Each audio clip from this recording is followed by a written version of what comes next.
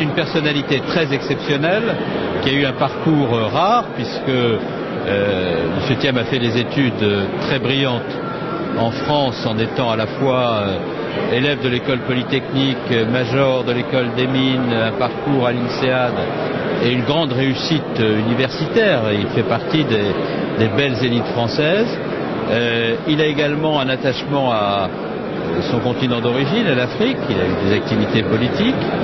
Et puis, peut-être parce que nous n'avons pas su le retenir, il est allé exercer ses talents à Londres. D'abord, il y a une fan d'Arsenal, ça c'est plus important.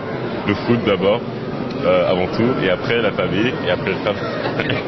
Dans cet ordre-là. Oui, exactement.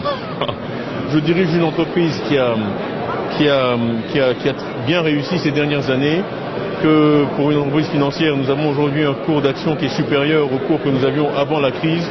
Le cours de notre action a doublé par rapport à ce qu'il était avant la crise. J'ai mené une stratégie vraiment tournée, focalisée sur les marchés émergents.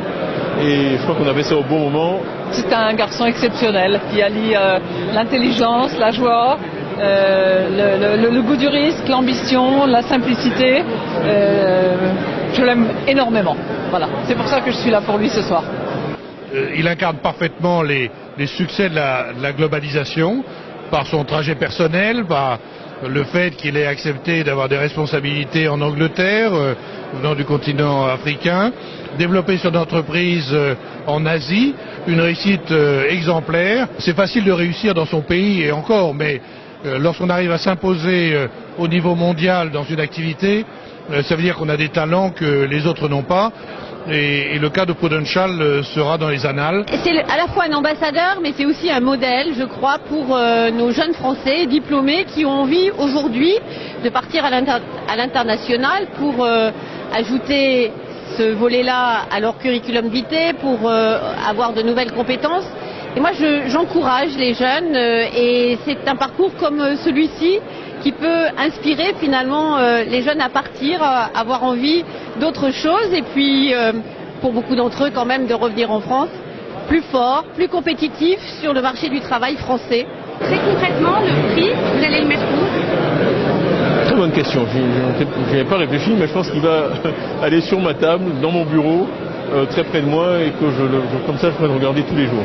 Quand on voit un homme noir loué par l'homme blanc, commencez à le soupçonner. Quand on voit un homme noir recevoir les honneurs d'un blanc, soupçonnez immédiatement cette personne.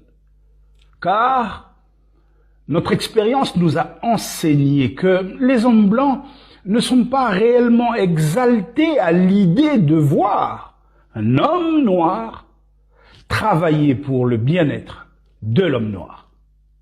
Malcolm X. Bien entendu, contextualisons.